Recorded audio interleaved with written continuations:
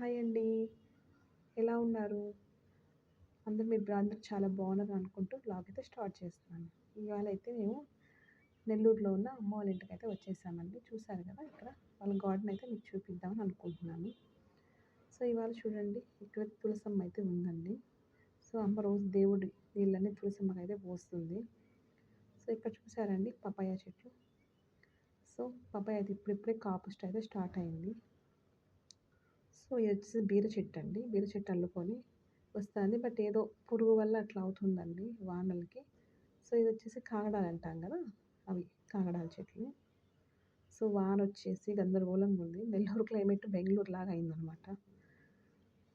So చాలా చల్లగా అయితే ఉందంట.